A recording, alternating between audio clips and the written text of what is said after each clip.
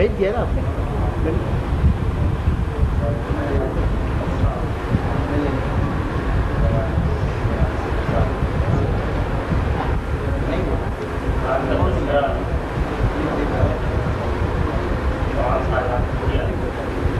میرے نزدیک قرآن کا جو معاوضہ ہے وہ یہ کہ میں نے 5 کتابیں صرف قرآن کے اردو ترجمے اور تفصیل سے متاثر ہو کر تحریر کی. اور اللہ تعالیٰ نے مجھے آج عزت عطا فرمائی کہ میں اس تھوڑے سے عرصے میں ایک پہچان بنا سکتا ہے. اس طرح سے کہا گیا کہ قرآن کو بار بار پڑھنے اور بار بار سمجھنے کا تو اس میں کوئی شک نہیں کہ جتنا ایک صورت کو کوئی قرآن کا حاصل تو نہیں کر رہا ہوں. ایک صورت کو اگر 10 مرتبہ پڑھا جائے تو اس میں ایک نئی بات ہے, نیا علم ہوتا ہے, ایک نیا راستہ ہوتا ہے. اس کو سمجھ کر ٹھہر کر پڑھنے کا مطلب ہی یہی ہے کہ وہ جو خوبیاں اللہ تعالیٰ نے اپنے کلام میں بظاہر چھپائی ہوئی وہ پوشیدہ ہوتی جاتی ہے, اور وہ شوق ہوتا ہے وہ جو قرآن میں علم اجاگر کرتا چلا ہے. اس میں کوئی شبہ نہیں, کوئی شک نہیں کہ تنویر پور صاحب نے اس کتاب کو لکھنے میں جتنی محنت اور جتنی صلاحیت کا مظاہرہ کیا ہے وہ ہم سب کے سامنے ایک کاری شکل میں موجود ہے. اور یقیناً قرآن پڑھنے ہی سے اور قرآن سمجھنے ہی سے اور اس کو محسوس کرنے ہی سے تمام خوبیاں سامنے آتی ہیں. تو یہ قرآن کا ایک تحفہ ہے اور ان پر اللہ کی مہربانی ہے تنویر پور صاحب پر کہ جنہوں نے اس کے خالص ترجمے کو سمجھتے ہوئے ہر چیز کو مدد خاطر رکھا. اور اردو زبان جو کہ ہم سمجھتے ہیں اور پڑھتے ہیں اصلیت ہماری یہاں اردو زبان کی ہے, تو ہمیں اسی زبان میں پڑھنا اور سمجھنے کی کوشش کرنا چاہیے. کہ جو دور تھا اس دور کے اعتبار سے اس وقت عربی حجاب تھی, تو لہذا وہ اسی زبان کو قرآن کے اندر قرآن کو اللہ تعالیٰ نے نازل فرمایا. اور ہم اس دور کے ہیں تو ہمیں اس میں سمجھنا ہے.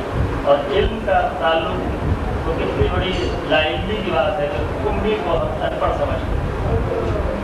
ہمارے یہاں سیکھے اس بات کی موجود ہے اور حقیقت ہے کہ یہ ابھی علم کی کمی ہے ہم میں کہ ایک عظیم ہستی آپ صلی اللہ علیہ وسلم جن کو بیرون ملک یورپ کے لوگ کہتے ہیں کہ یہ علم کا بادشاہ ہے, اور ان پر اتنی تحقیق کی کہ بلاخر اس بات کو انہوں نے تسلیم کر لیا کہ یہ انسان ضرور لیکن اللہ کی خاص رحمت ہے اور یہ اللہ کا خاص بندہ ہے. وہ خدا کو تمام لوگ مانتے ہیں, تمام مذاہب اللہ کو تو مانتے ہیں, لیکن اختلاف ان چیزوں کا ہے کہ میرا خدا ہو میرا خدا ہو, لیکن تمام خداؤں کا بھی ایک خدا ہے. اس بات کو انہوں نے تسلیم کر لیا, لیکن ہم ابھی تک جہالت کے اس گھڑے میں پھنسے ہوئے ہیں کہ امتی کے معنی جس سے علم پھوٹ رہا ہے اسے ان پڑھ کہنا, جس سے علم کی شاخیں پتیاں ڈالیاں شجرکار ہو رہی ہیں. تو ہمارا زور زیادہ تر ان چیزوں کو ہونا چاہیے کہ جو نئی نسل اس طرح سے حاجی صاحب نے ذکر کیا کہ بچوں کو اسکول کے بچوں کو جذباتی تقریروں میں یہ الفاظ استعمال کرتے ہوئے دیکھے تو وہاں فوری طور پر اگر ان کو روک دیا جائے تو جس طرح میں نے 100 صفحات کی سچائی کی کتاب لکھی اور ایک سچ 100 آدمی کے سامنے نہیں بول سکتا, ڈر لگتا ہے یا سہمتا ہوں. نہیں, ایسا نہیں ہونا چاہیے. اگر ہم 100 الفاظ یا 100 صفحات لکھیں تو ان 100 الفاظ کو ادا کرنے کی بھی صلاحیت ہمیں ہونا چاہیے.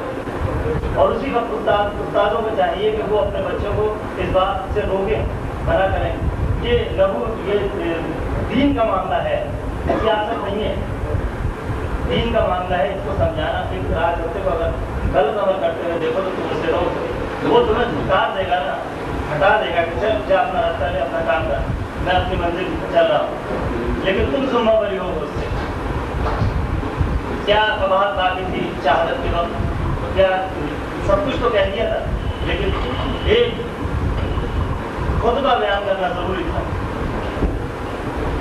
گردن مار دو, قتل کر دو, شہید کر دو یا اپنی جان ہلاک کر دو, لیکن خطبے کی جو سعادت تھی وہ یہی تھی کہ اس کو علم پہنچا رہا ہے، کیا وہ عالم نہ تھے؟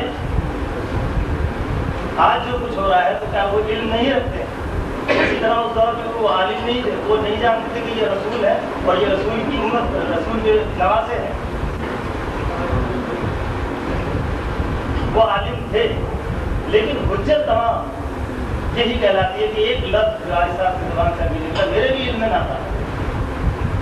میں یہ کہنے میں وہ شرمندگی محسوس نہیں کروں گا، کیونکہ علم حاصل کرنے کے لیے چین جانا پڑ رہا ہے، مجھے چین نہیں جانا پڑتا.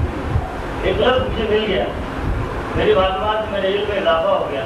میری نہ اسکول کی تعلیم ہے نہ میری یونیورسٹی کی تعلیم ہے، میری تعلیم اگر ہے تو قرآن کی تعلیم. میں عربی زبان میں قرآن نہیں پڑھ سکتا ہوں لیکن میں پڑھنا شروع کر رہا ہوں اپنے بیٹے سے.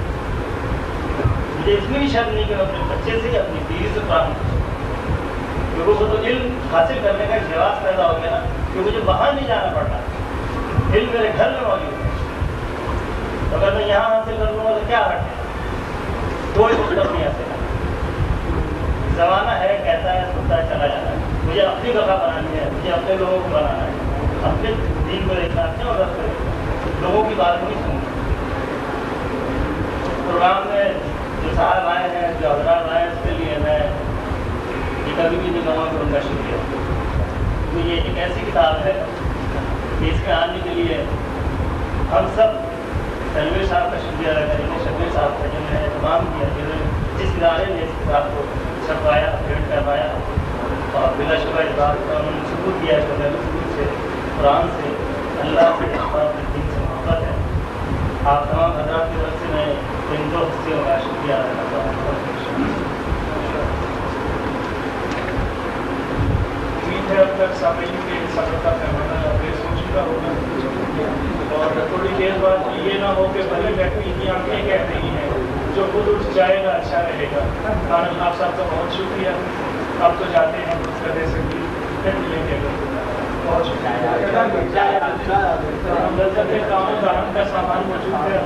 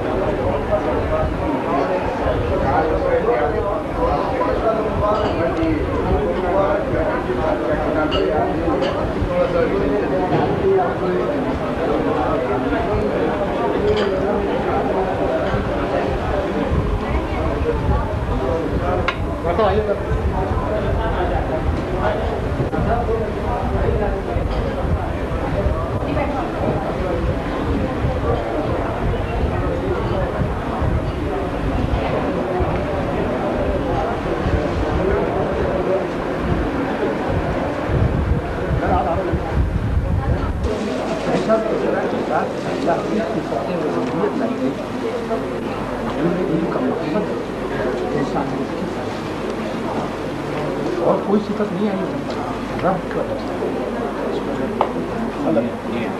اس میں خلق. اب یہ رب کے نام سے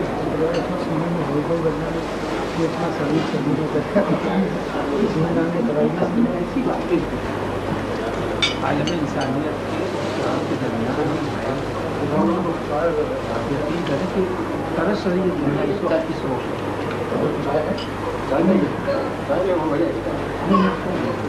کوئی شک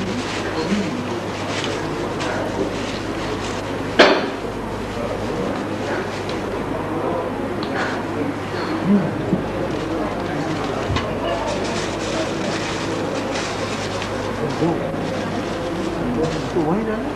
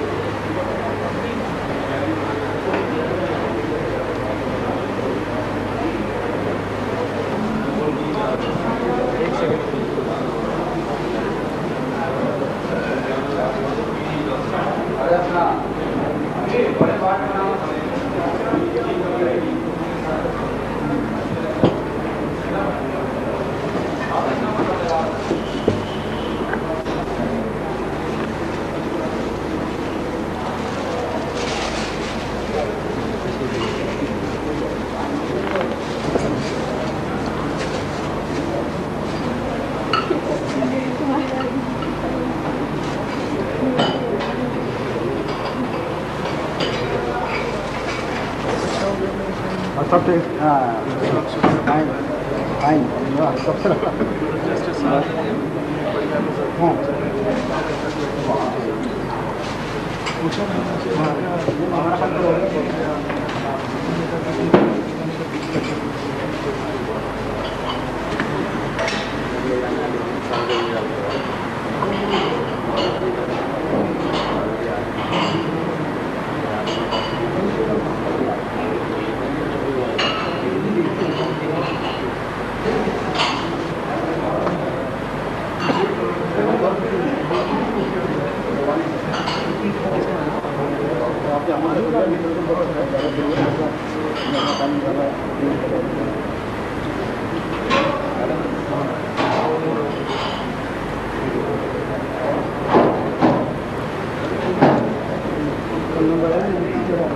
हाँ फोन नंबर है उसके ऊपर